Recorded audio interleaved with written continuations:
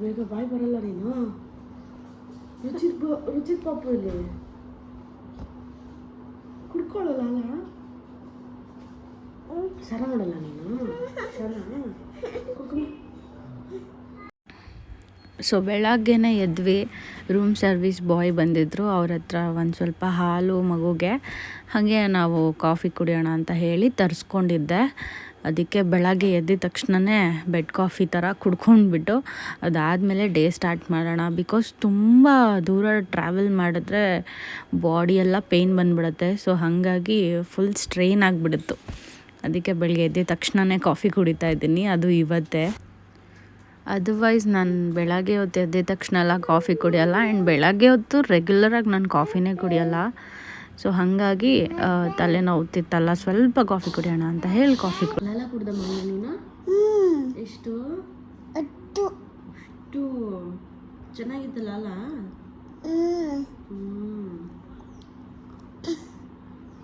ಬಿಸಿ ಬಿಸಿ coffee.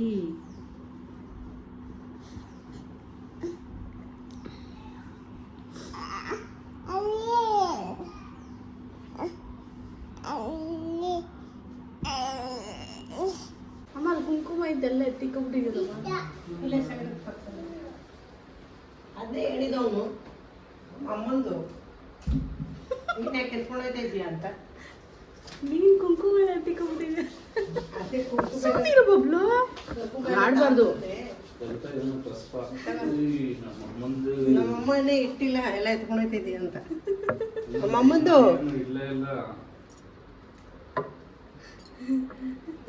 ನಮ್ಮಮ್ಮಂದು ನಂಗೆ ನಮ್ಮಮ್ಮಂದು ಯಾಕೆ ಎತ್ಕೊಂಡು ಹೋಗ್ತಾ ಇದೀಯ ಅಂತ. ನೋಡಿದ್ರಲ್ಲ ನನ್ನ ಮಗ ಎಷ್ಟು ದೊಡ್ಡವನಾಗ್ಬಿಟ್ಟಿದ್ದಾನೆ ಅಂತ. ಅವನಿಗೆ ನಮ್ಮ ಅಮ್ಮಂದು ಯಾರೂ ಮುಟ್ಬಾರ್ದು, ಯಾರೂ ಹಾಕೊಬಾರ್ದು ಅನ್ನೋ ಪೊಸೆಸಿವ್ನೆಸ್ ಬೇರೆ.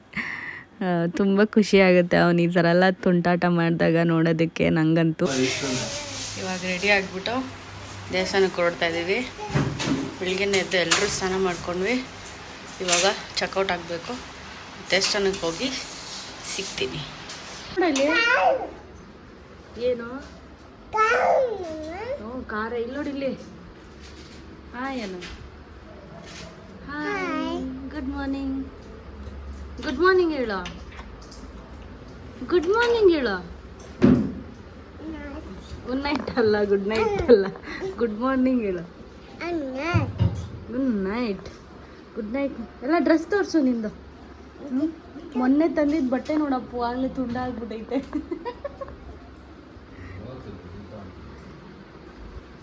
ದೊಡ್ಡ ಮನುಷ್ಯ.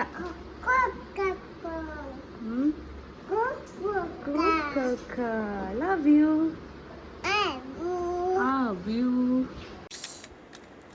ನನ್ನ ಹಸ್ಬೆಂಡ್ಗೆ ಯಾರೋ ಹೇಳ್ಬಿಟ್ಟಿದ್ದಾರೆ, ತುಂಬ ರಶ್ ಇದೆ, ಕಷ್ಟ ಹೋಗೋದು, ತುಂಬ ಬಿಸಿಲು ಅಂತೆಲ್ಲ ಹೋಗೋಕ್ಕೂ ಮುಂಚೆ. ಹಾಗಾಗಿ ಪಾಪ ನನ್ನ ಹೆಂಡತಿ ಮಕ್ಕಳು ಕಷ್ಟಪಡಬಾರ್ದು ಬಿಸಿಲಲ್ಲಿ ಅಂದ್ಬಿಟ್ಟು ಅವ್ರಿಗೆ ಗೊತ್ತಿರೋರ ಹತ್ರ ಹೋಗಿ ಲೆಟರೆಲ್ಲ ಬರ್ಸ್ಕೊಂಡು ಬಂದಿದ್ರು, VIP ದರ್ಶನ ಕೊಡಿ ಅಂತ. ಬಟ್ ಅಲ್ಲಾಗಿದ್ದೇ ಬೇರೆ ಕತೆ, ಅದನ್ನು ಆಮೇಲೆ ಹೇಳ್ತೀನಿ ಲಾಸ್ಟಲ್ಲಿ. ಬಂದಿದ್ದ ತಕ್ಷಣವೇ ರೈಟ್ ಸೈಡಲ್ಲಿ ಒಂದು ಕೌಂಟರ್ ಇದೆ ಆಯಿತಾ. ಅಲ್ಲಿ ನಾವು ಅಕ್ಷರಾಭ್ಯಾಸಕ್ಕೆ ಟಿಕೆಟ್ಸ್ನ ತೊಗೋಬೋದು. ಬಟ್ ತುಂಬಾ ರಶ್ ಇತ್ತಲ್ಲಿ. ಪಕ್ಕದಲ್ಲಿ ಡಿಜಿಟಲ್ ಇಟ್ಟಿದ್ದಾರೆ, ಪ್ರಿಂಟ್ ತೊಗೊಳ್ಳೋದು, ಟಿಕೆಟ್ ಬುಕ್ ಮಾಡ್ಕೊಳ್ಳೋದು. ಬಟ್ ಅದರಲ್ಲಿ ಯಾರೂ ಮಾಡ್ತಾ ಇರಲಿಲ್ಲ. ಹಾಗಾಗಿ ಹೋಗಿದ ತಕ್ಷಣವೇ ನಾನೇ ಸ್ಕ್ಯಾನ್ ಮಾಡಿಕೊಂಡು ಪೇ ಮಾಡಿಬಿಟ್ಟು 500 ತೊಗೊತಾರೆ ಈ ಅಕ್ಷರಾಭ್ಯಾಸಕ್ಕೆ. ಅದನ್ನು ಪೇ ಮಾಡಿಬಿಟ್ಟು ನಾವು ರೆಸಿಪ್ಟನ್ನ ತೊಗೊಂಡು ಬಂದುಬಿಟ್ಟು ಶೃಂಗೇರಿ ಶಾರದಾಂಬೆ ತಾಯಿ ಪಕ್ಕದಲ್ಲೇ ತುಂಗಾ ನದಿ ಇದೆ. ತುಂಗಾ ನದಿ ಪೂರ್ತಿ ಬರೀ ಮೀನುಗಳಿದೆ. ಇದನ್ನು ಮತ್ಸ್ಯ ತೀರ್ಥ ಅಂತ ಕೂಡ ಕರೀತಾರೆ. ಶಂಕರಾಚಾರ್ಯರು, ಆದಿಶಂಕರಾಚಾರ್ಯರು ಕೇರಳದಿಂದ ಒಂದು ಮೀನನ್ನ ತಂದು ಇಲ್ಲಿ ಬಿಟ್ಟಿದ್ದಾರಂತೆ. ಅದಕ್ಕೆ ಒಂದು ಚಿನ್ನದ ಮೂಗ್ಬೆಟ್ಟು ಕೂಡ ಹಾಕಿ ಬಿಟ್ಟಿದ್ದಾರಂತೆ. ಆ್ಯಂಡ್ ನಾವು ಯಾರಾದರೂ ಹೋದಾಗ ಅದನ್ನು ನೋಡಿದ್ರೆ ತುಂಬ ಅದೃಷ್ಟ ಒಳ್ಳೆಯದಾಗುತ್ತೆ ಅಂತ ಕೂಡ ಹೇಳ್ತಾರೆ. ಈ ಮೀನುಗಳನ್ನ ದೇವಿ ರಕ್ಷಕರು ಅಂತ ಕೂಡ ಕರೀತಾರೆ. ಸೊ ಹಾಗಾಗಿ ಈ ಮೀನನ್ನ ಯಾರೂ ಫಿಶಿಂಗ್ ಮಾಡಲ್ಲ ಅಥವಾ ತಿನ್ನೋಕ್ಕೂ ಹೋಗಲ್ಲ. ಅದು ಅಲ್ಲೇ ದಡದ ಹತ್ರನೇ, ತುಂಗಾ ನದಿ ದಡದ ಹತ್ರ ದೇವಸ್ಥಾನ ತುದಿಲೇ ಇರುತ್ತೆ. ಇಲ್ಲಿ ನಾವೇನಾದರೂ ಹರಿಸ್ಕೊಂಡು ಹೋಗಿ ಅದು ನಮಗೆ ಫಲ ಕೊಡ್ತು ಅಥವಾ ಅದು ಸತ್ಯ ಆಯಿತು ಅಂದರೆ ನಾವು ಇಲ್ಲಿಗೆ ಏನೂ ಹರಕೆ ತೀರ್ಸಂಗಿಲ್ಲ. ಜಸ್ಟ್ ಬಂದು ನಾವು ಮೀನಿಗೆ ಕಡಲೆಪುರಿನೋ ಅದಕ್ಕೆ ಆಹಾರ ನೀಡೋದ್ರಿಂದ ಹರಕೆ ಪೂರೈಸುತ್ತೆ ಅಂತ ಕೂಡ ಹೇಳ್ತಾರೆ. ನನ್ನ ಮಗನಿಗಂತೂ ಮೀನಂದರೆ ತುಂಬಾ ಇಷ್ಟ. ನನ್ನ ಮನೇಲಿರೋ ಮೀನು ಅಷ್ಟೇ ತುಂಬ ಚೆನ್ನಾಗಿ ನೋಡ್ಕೊತಾನೆ ಪೆಟ್ ಥರ. ಸೊ ಇಲ್ಲಿ ಮೀನಿನ ಹತ್ರ ಬಂದುಬಿಟ್ಟು ನಾನು ಬರಲ್ಲ, ನೀವು ನನ್ನನ್ನು ಇಲ್ಲೇ ಬಿಡಿ, ನಾನು ಬರಲ್ಲ ಅಂತ ಹಠ ಮಾಡ್ಕೊಂಡು ಕೂತಿದ್ದ. ಅವನ್ನ ಬಲವಂತ ಮಾಡಿ ಕರ್ಕೊಂಡೋಗಂಗೆ ಆಯ್ತು. ಸೊ ತುಂಬ ಜನ ನನಗೆ ಕ್ವಶನ್ಸ್ ಕೇಳ್ತಿದ್ರೆ ಆಯಿತಾ ಇನ್ಸ್ಟಾಗ್ರಾಮಲ್ಲಿ, ಅಕ್ಷರಾಭ್ಯಾಸಕ್ಕೆ ಏಜ್ ಲಿಮಿಟ್ಸ್ ಏನು, ಅದೇ ಜಾಸ್ತಿ ಕ್ವಶನ್ನು. ನನ್ನ ಮಗನಿಗೆ ಇವಾಗ 2 ವರ್ಷ 4 ತಿಂಗಳು. ಬಟ್ ಅವನು 2 ವರ್ಷ ಇದ್ದಾಗಲೇ ಪೆನ್ ತೊಗೊಳೋದು, ಬರೆಯೋಕ್ಕೆ ಹೋಗೋದೆಲ್ಲ ಮಾಡ್ತಿದ್ದ. ನಾವಂತೂ ತಡೆದು ಸಾಕಾಗಿ ಹೋಗ್ಬಿಟ್ಟಿತ್ತು. ಬುಕ್ಕು ಪೆನ್ನು ಸಿಗ್ದಂಗೆ ಅವ್ನಿಗೆ ಯಾವಾಗಲೂ ತಡೀತಾ ಇದೆ. ಬಿಕಾಸ್ ಅಕ್ಷರಾಭ್ಯಾಸ ಅನ್ನೋದು ಒಂದು ಒಳ್ಳೆ ಜಾಗದಲ್ಲಿ ದೇವರ ಆಶೀರ್ವಾದದಿಂದ, ತಂದೆ ತಾಯಿ ಆಶೀರ್ವಾದದಿಂದ ಮಗು ಕಲಿಬೇಕು ಅನ್ನೋದು ಒಂದು ತುಂಬ ಆಸೆ ನನಗೆ. ಸೊ ಹಾಗಾಗಿ ಅದರಲ್ಲೂ ಶೃಂಗೇರಿಲೇ ಮಾಡಬೇಕು ಅನ್ನೋದೇ ನನ್ನ ದೊಡ್ಡ ಆಸೆ. ಆದರೆ ಕ್ವಿಕ್ ಲರ್ನರ್ ಆಯಿತಾ, ಏನೇ ಹೇಳ್ಕೊಟ್ರು ಪಟ್ಟಂತ ಗ್ರಾಸ್ಪಿಂಗ್ ಪವರ್ ಜಾಸ್ತಿ, ಬೇಗ ಅರ್ಥ ಮಾಡ್ಕೊಂಡ್ಬಿಡ್ತಾನೆ. ಸೊ ಹಾಗಾಗಿ ನಾನು ಇವನಿಗೆ ಅಕ್ಷರಾಭ್ಯಾಸ ಮಾಡಿಸ್ಬಿಡೋಣ 2 ವರ್ಷ 4 ತಿಂಗಳಲ್ಲೇ ಅಂತ ಹೇಳಿ ಕರ್ಕೊಂಡೋದೆ. ಅಲ್ಲಿ 2.5 ವರ್ಷದ ಮೇಲೆ ಮಾಡ್ಬೋದು. ಬಟ್ ಇನ್ನೊಂದು ವಿಪರ್ಯಾಸ ಅಂದರೆ ಅಲ್ಲಿರೋ ಮಕ್ಕಳು ಆಗಲೇ 7ನೇ ಕ್ಲಾಸ್ 8ನೇ ಕ್ಲಾಸ್ ಓದ್ತಾ ಇದ್ದಾರೆ, ಅವರಿಗೆಲ್ಲ ಮಾಡಿಸ್ತಾ ಇದ್ದಾರೆ. ನನಗೇನು ಅನ್ನಿಸ್ತು ಅಂದರೆ, ಈಗ ಅಕ್ಷರಾಭ್ಯಾಸ ಅಂದರೆ ಅದು ಅಭ್ಯಾಸ ಫಸ್ಟ್ ಟೈಮ್ ಮಾಡ್ತಿರೋದಲ್ವ. ಸೊ ಹಾಗಾಗಿ ಅದು ಪುಟ್ಟ ಮಗು ಇದ್ದಾಗ ಮಾಡಿದ್ರೇ ಸರಿ ಅನ್ನಿಸ್ತು. ಇದು ಕಪ್ಪೆ ಶಂಕರ. ಯಾಕೆ ಇದನ್ನು ಹಂಗಂತಾರೆ ಅಂತ ಹೇಳಿ ನಿಮ್ಗೊಂದು ಪುಟ್ಟ ಕತೆ ಹೇಳ್ತೀನಿ. 8ನೇ ಶತಮಾನದಲ್ಲಿ ಆದಿಶಂಕರಾಚಾರ್ಯರು ಭಾರತ ಪೂರ್ತಿ ಓಡಾಡ್ತಾ ಇರ್ತಾರೆ. ಒಂದು ಆಧ್ಯಾತ್ಮಿಕ ಕೇಂದ್ರನ ಓಪನ್ ಮಾಡಬೇಕು ಅಂತ ಹೇಳಿ, ಅವರಿಗೆ ಒಂದು ಒಳ್ಳೆ ಜಾಗ ಸಿಗಬೇಕು ಅಂತ ಹೇಳಿ ತುಂಬ ಹುಡುಕ್ತಾ ಇರ್ತಾರೆ. ಅವರು ಶೃಂಗೇರಿಗೆ ಬಂದು ತುಂಗಾ ನದಿ ದಡದಲ್ಲಿ ನಡ್ಕೊಂಡು ಹೋಗ್ಬೇಕಾದ್ರೆ ಒಂದು ಕಪ್ಪೆ, ಬಸ್ರಿ ಕಪ್ಪೆ ತುಂಬ ಹೊಟ್ಟೆ ನೋವಿಂದ ಬಳಲ್ತಾ ಇರುತ್ತೆ, ಹೆರಿಗೆ ನೋವಿಗೆ. ಆಗ ಒಂದು ಕಾಳಿಂಗ ಸರ್ಪ ಬಂದು ಛತ್ರಿ ಥರ ಅದಕ್ಕೆ ರಕ್ಷಣೆ ಕೊಡ್ತಾ ಇರುತ್ತೆ. ಬೇಸಿಕಲಿ ನಮಗೇನು ಗೊತ್ತು, ಹಾವಿಗೆ ಕಪ್ಪೆನೇ ಶತ್ರು, ಅದು ನೈಸರ್ಗಿಕವಾಗಿ ಬಂದಿರೋ ಅಂಥದ್ದು. ಆದರೆ ಅಜನ್ಮ ಶತ್ರುಗಳ ಮಧ್ಯದಲ್ಲೂ ಇಷ್ಟು ಪ್ರೀತಿ ಕರುಣೆಯನ್ನು ನೋಡಿ ಆದಿಶಂಕರಾಚಾರ್ಯರಿಗೆ ಆಶ್ಚರ್ಯ ಆಗುತ್ತೆ. ಈ ಭೂಮಿನಲ್ಲಿ ಏನೋ ಒಂದು ಶಕ್ತಿ ಇದೆ, ಇಲ್ಲಿ ನಾನು ಶಕ್ತಿಪೀಠನ ನಿರ್ಮಿಸಬೇಕು, ಒಂದು ಆಧ್ಯಾತ್ಮಿಕ ಕೇಂದ್ರನ ನಾನು ಸ್ಥಾಪನೆ ಮಾಡಬೇಕು ಅಂತ ಯೋಚನೆ ಮಾಡಿ ಶಂಕರಾಚಾರ್ಯರು ಇಲ್ಲಿ ಈ ಜಾಗನ ಸೆಲೆಕ್ಟ್ ಮಾಡ್ಕೊತಾರೆ. ಶೃಂಗೇರಿ ಶಾರದಾಂಬೆ ನೆಲೆಸಿರೋ ಅಂಥ ಜಾಗ, ಶಂಕರಾಚಾರ್ಯರಿಗೆ ಒಲ್ದಿರೋ ಅಂಥ ಜಾಗ ಕೂಡ ಇದೇನೆ.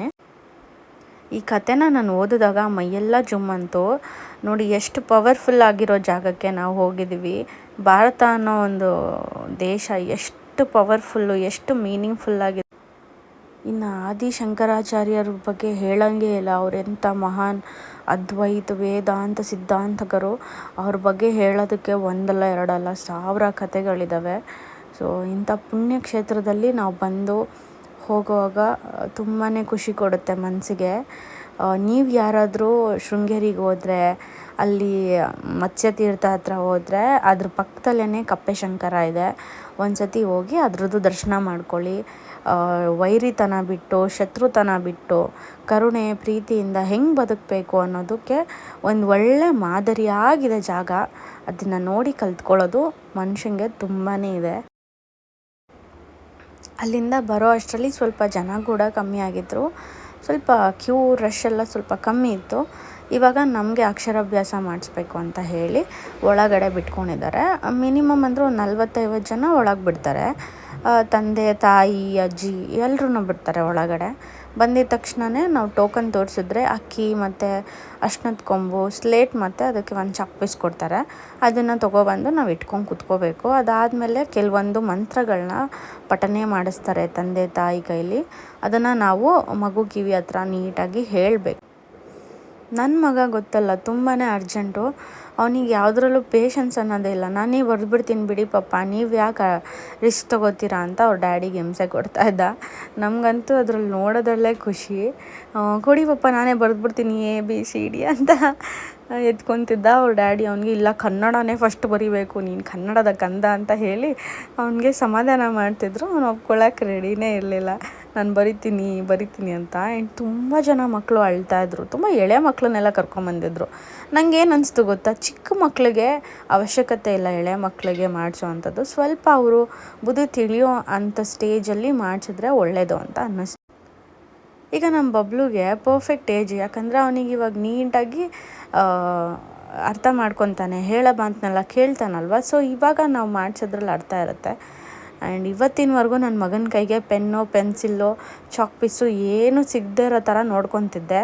ಜಸ್ಟ್ ಬಿಕಾಸ್ ಅವ್ನಿಗೆ ಅಕ್ಷರಾಭ್ಯಾಸ ಶಾರದಾಂಬೆ ತಾಯಿ ಸನ್ನಿಧಾನದಲ್ಲೇ ಆಗಬೇಕು ಅನ್ನೋ ಒಂದು ಮಹಾನ್ ಆಸೆ ನನಗೆ. ಹಾಗಾಗಿ ಅವತ್ತಿಂದ ತಡಿತಾನೇ ಇದೆ, 4 ತಿಂಗಳಿಂದ ಹೆಂಗಾದರೂ ಮಾಡಿ ಇವನ್ನ ತಡಿಬೇಕು ಅಂತ. ಇವತ್ತು ಅದು ಸಂಪೂರ್ಣ ಆಗ್ತಾಯಿದೆ. ಮೊದಲು ತಂದೆ ತಾಯಿ ಇಬ್ಬರೂ ಕೂರಿಸಿ ಕೆಲವೊಂದು ಮಂತ್ರ ಪಠನೆ ಮಾಡಿಸ್ತಾರೆ. ಬೇಸಿಕ್ ಮಂತ್ರಗಳೆಲ್ಲ ಗೊತ್ತಿರುತ್ತಲ್ವ, ಸರಸ್ವತಿ ನಮಸ್ತುಭ್ಯಂ, ಗುರುಬ್ರಹ್ಮ ಗುರು ವಿಷ್ಣು, ಕೆಲವೊಂದು ಲಕ್ಷ್ಮೀ ಸ್ತೋತ್ರಗಳನ್ನೆಲ್ಲ ಹೇಳ್ಕೊಡ್ತಾರೆ. ಅದನ್ನು ನಾವು ಹೇಳಾದಮೇಲೆ ನೆಕ್ಸ್ಟು ಅಕ್ಷರಾಭ್ಯಾಸನ ಕೆಲವೊಂದು ಮಂತ್ರಗಳನ್ನ ಪಠನೆ ಮಾಡಿ ಶುರು ಮಾಡ್ತೀವಿ.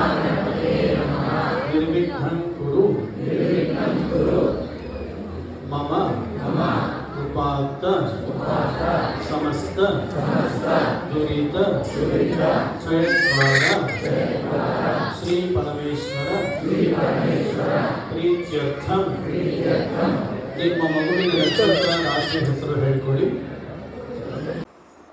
ಫಸ್ಟು ಮಗುಗೆ ತಾಯಿ ಕಡೆಯಿಂದ ಅಕ್ಷರಾಭ್ಯಾಸನ ಪ್ರಾರಂಭ ಮಾಡ್ತಾರೆ. ಎಷ್ಟು ಅರ್ಥಪೂರ್ಣವಾಗಿದೆ ನೋಡಿ. ತಾಯಿನೇ ಮೊದಲ ಗುರು, ಮನೆಯೇ ಮೊದಲ ಪಾಠಶಾಲೆ ಅನ್ನೋ ಥರ ತಾಯಿನೇ ಮೊದಲನೇ ಗುರು ಅಂತ ಹೇಳಿ ತಾಯಿಗೆ ಆದ್ಯತೆ ಕೊಟ್ಟು ಮೊದಲು ತಾಯಿ ಶುರು ಮಾಡಿ ಅದಾದಮೇಲೆ ತಂದೆ ಕೈಲಿ ಮಾಡಿಸ್ತಾರೆ. ಹಂಗನ್ಬಿಟ್ಟು ತಂದೆ ಏನೂ ಕಮ್ಮಿ ಅಲ್ಲ, ತಂದೆಗೂ ಆದ್ಯತೆ ಇದೆ. ಆದರೆ ತಾಯಿ ಅನ್ನೋ ಪದಕ್ಕೆ ಎಷ್ಟು ಅರ್ಥಪೂರ್ಣವಾಗಿ ಇಲ್ಲಿ ನಡೀತಾ ಇದೆ, ನಂಗೆ ಅದು ನೋಡಿದಾಗ ಸಿಕ್ಕಾಪಟ್ಟೆ ಖುಷಿ ಅನಿಸ್ತು. ಎಷ್ಟು ಮೀನಿಂಗ್ಫುಲ್ಲಾಗಿ ಮಾಡ್ತಾಯಿದ್ದೀವಿ ಅಂತ.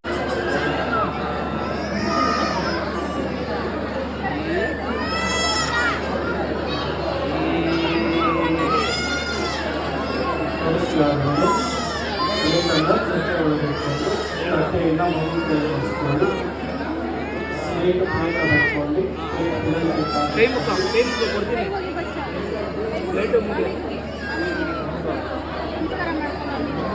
ಸ್ಲೇಟನ್ನು ತಟ್ಟೆ ಒಳಗಿಟ್ಕೊಂಡು ತಟ್ಟೆಯಿಂದ ಮಗು ಕೈಗೆ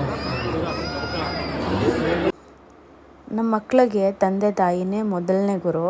ತಂದೆ ತಾಯಿಯಿಂದ ಒಳ್ಳೆ ಸಂಸ್ಕಾರ, ಒಳ್ಳೆ ಸಂಸ್ಕೃತಿನ ಹೇಳ್ಕೊಂಡು ಕೊಟ್ಟರೆ ಎಷ್ಟು ಬೇಗ ಕಲಿತಾರೆ ಮಕ್ಕಳು ಅನ್ನೋದಕ್ಕೆ ನನ್ನ ಮಗನೇ ಎಕ್ಸಾಂಪಲು. ಇಷ್ಟು ಚಿಕ್ಕ ವಯಸ್ಸಲ್ಲೇ ಅವನಿಗೆ ಎಷ್ಟು ಭಕ್ತಿ ಗೊತ್ತಾ, ಕೈ ಮುಗಿಯೋದು, ಅದಕ್ಕೆ ದೀರ್ಘದಂಡ ನಮಸ್ಕಾರ ಹಾಕೋದು, ಒಂದು ಕಲ್ಲು ಸಿಕ್ಕಿದ್ರೂ ಕೂಡ ಹೋಗಿ ಅದನ್ನು ಸುಮ್ಮನೆ ಇದ್ದರೂ ಮುಟ್ಬಿಟ್ಟು ನಮಸ್ಕಾರ ಮಾಡ್ಕೊತಾನೆ, ದೇವ್ರದಿದು ಅಂತ.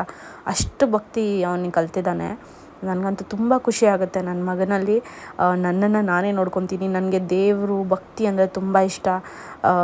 ನನ್ನ ಮಗನೂ ಅದನ್ನೇ ಕಲಿತಾರೆ. ಅದನ್ನ ನೋಡೋದಕ್ಕೆ ನಂಗೆ ತುಂಬಾ ಖುಷಿ ಅನಿಸುತ್ತೆ. ನಾವು ಹೆಂಗೆ ಬೆಳೆದಿದ್ದೀವೋ, ನಾವು ಹೆಂಗೆ ಬೆಳೆಸ್ತೀವೋ ಮಕ್ಕಳನ್ನ, ಹಾಗೆ ಅವರು ಬೆಳೀತಾರೆ ಅನ್ನೋದಕ್ಕೆ ಎಕ್ಸಾಂಪಲ್ಲು. ಅಲ್ಲೇ ಇದ್ದಿದ್ದು ಆನೆ ಕೈಲಿ ಆಶೀರ್ವಾದ ಮಾಡಿಸ್ಕೊಂಡು ಬಂದ್ವಿ. ಆ್ಯಂಡ್ ನಾನು ಟೋಕನ್ ಬೇರೆ ಕಳೆದಾಕ್ಬಿಟ್ಟಿದ್ದೆ ಪ್ರಸಾದದ್ದು. ಆ್ಯಂಡ್ ಅವ್ರು ಕೊಟ್ಟರು, ಪಾಪ ಪರವಾಗಿಲ್ಲ ಅಂತ ಹೇಳಿ. ಸೊ ಇಲ್ಲಿಂದ ಹೊರನಾಡಿಗೆ ಅಥವಾ ಎಲ್ಲಾದರೂ ಯಾವುದಾದ್ರೂ ದೇವಸ್ಥಾನ ಇದ್ದರೆ ಅದನ್ನ ನೋಡಿಕೊಂಡು ಹೊರಡಬೇಕು. ತುಂಬ ಚೆನ್ನಾಗಾಯಿತು ದರ್ಶನ. ನಾವು ಸುಮ್ಮನೆ VIP ಪಾಸಸ್ ಎಲ್ಲ ಇಟ್ಕೊಂಡು ಹೋದ್ವಾ, ಅಲ್ಲಿ ನೋಡಿದ್ರೆ ಗುರುಗಳು ಬಂದುಬಿಟ್ರು. ಗುರುಗಳನ್ನ ಬಿಡ್ತಾ ಇದ್ರು. ನಾವು ಲಾಸ್ಟಲ್ಲಿ ನಿಂತಿದ್ವಿ. ಇನ್ನೇನು ಗುರುಗಳು ಒಳಗಡೆ ಹೋಗ್ಬೇಕಾದ್ರೆ ಪೂಜೆ ಮಾಡಲ್ಲ, ಸ್ವಲ್ಪ ಹೊತ್ತು ನಿಂತ್ಕೋಬೇಕು ಅಂದರು. ಅದು ನಾವು ಲೆಟ್ರ್ ತಂದಿದ್ವಲ್ಲ, ತೋರ್ಸೋಣ ಅಂತ ಹೋದ್ವಿ. ನೋಡಲೇ ಇಲ್ಲ, ಡೈರೆಕ್ಟ್ ಒಳಗೆ ಬಿಟ್ಬಿಟ್ರು. ಎಷ್ಟು ಜನ ಅವಾಗಿಂದ ಕ್ಯೂ ಅಲ್ಲಿ ನಿಂತಿದ್ದಾರೆ. ನಾನೇ ಹೋಗಿ ಫಸ್ಟ್ ನಿಂತ್ಕೊಂಡ್ಬಿಟ್ಟಿದ್ದೆ ದೇವ್ರ ಮುಂದೆ, ಅಲ್ವಾ ಅಪ್ಪು? ಫಸ್ಟ್ ಮುಂದೆ ನಾವೇ ನಿಂತ್ಕೊಂಡು ದರ್ಶನ ಮಾಡ್ಕೊಂಡು ದೇವಿ ಮುಂದೆನೇ ನಿಂತಿದ್ದೆ. ನನ್ನ ಮಗಂಗಂತೂ ಅಕ್ಷರಾಭ್ಯಾಸ ತುಂಬ ಚೆನ್ನಾಗಾಯ್ತು. ಅಕ್ಷಯ ತೃತೀಯ ದಿನ ಅಕ್ಷರಾಭ್ಯಾಸ ಮಾಡಿಸ್ಕೊಂಡ. ತುಂಬ ಚೆನ್ನಾಗೈತಿ. ಇವತ್ತಂತೂ ಫುಲ್ ಬ್ಲೆಸ್ಡ್ ಡೇ ಅಲ್ವಾ ಒಮ್ಮೆ? ಹೆಂಗನ್ಸ್ತು? ಇವತ್ತು ನಾವು ಅನ್ಕೊಂಡಿರ್ಲಿಲ್ಲ ಇವತ್ತು ಮಾಡಿಸ್ತೀವಿ ಅಂತ. ಅದೆಲ್ಲ ಅವ್ನ ಹಣೆ ಬರದಲ್ಲಿ ಬರೆದ್ಬಿಟ್ಟೈತೆ. ಸ್ಟಾರ್ ಬಾಯ್. ತಗೊಂಬಣಿ ನೀರು. ನೋಡಿ, ನಾವು ಪ್ಲ್ಯಾನ್ ಮಾಡಿಕೊಂಡು ಹೋಗೋದೇ ಒಂದು. ನಾವು ಪ್ಲ್ಯಾನ್ ಮಾಡ್ದಲ್ಲೇ ಅದೇ ದಿನ ಅಕ್ಷಯ ತೃತೀಯ ದಿನವೇ ಅವನಿಗೆ ಅಕ್ಷರಾಭ್ಯಾಸ ಆಗಿದೆ ಅಂದರೆ ಅದು ದೇವರೇ ಬರೆದು ಕಳಿಸಿರೋದು ಅಂತಲೇ ಅರ್ಥ. ನಾನು ಅದನ್ನೇ ನಂಬಿದ್ದೀನಿ ಕೂಡ.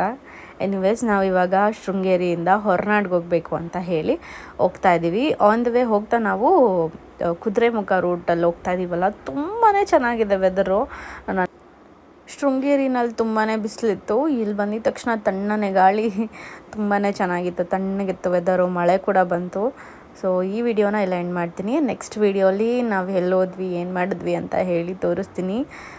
ಈ ವಿಡಿಯೋ ನಿಮಗೆಲ್ಲ ಇಷ್ಟ ಆಗಿದೆ ಅಂತ ಭಾವಿಸ್ತೀನಿ. ವಿಡಿಯೋ ಇಷ್ಟ ಆಗಿದ್ದರೆ ಲೈಕ್, ಶೇರ್, ಕಮೆಂಟ್, ಸಬ್ಸ್ಕ್ರೈಬ್ ಮಾಡೋದನ್ನ ಮರಿಬೇಡಿ.